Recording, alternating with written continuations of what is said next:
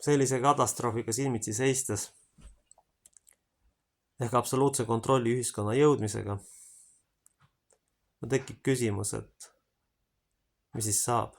Siis lõpuks ongi niimoodi, et läheme kuskile majja, see tüüp annab kirjaliku loa, võtame notariaalse kinnituse, et üldse uksest sisse saada. Vot selleni see areneb.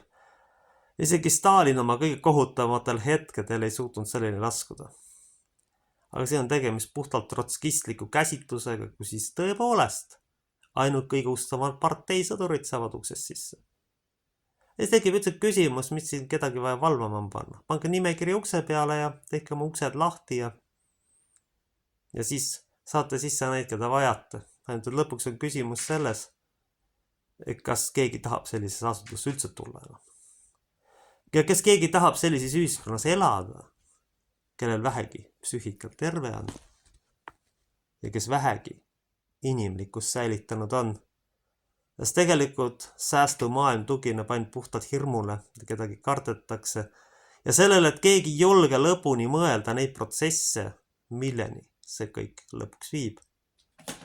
Lõpuks ongi kauplusesse ainult kõige ustavamad tüübid ja kõige pikemas perspektiivis viib see hoopis sotsiaalse skoori ühiskonnani, kus kõik hüved saavad ainult laitmatud tüübid ja kes ei ole seda istuvad prügikastis. Just see on ettevalmistus, sellise käskirjad on ettevalmistus selliseks ühiskonnaks. Ei rohkem ega vähem.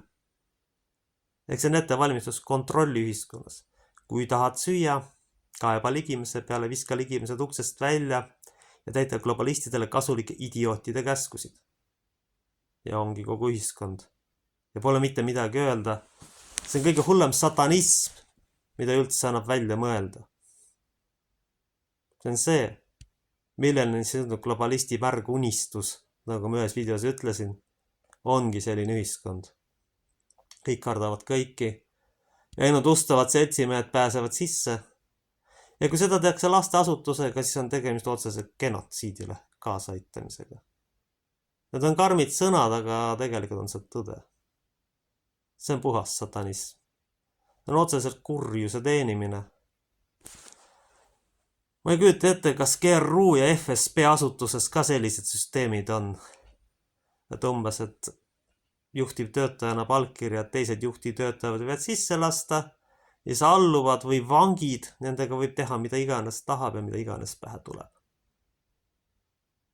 See on põhineb hirmul, et kardetakse. Aga kui inimene ei karda.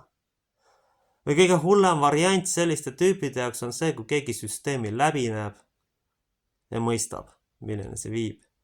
Lühidalt öeldes on sellised käskirjad, sellised asjad näotuvastussüsteemi eelmäng, kus siis näidatakse ära, et kui te meid ei teeni, te uksest sisse ei saa.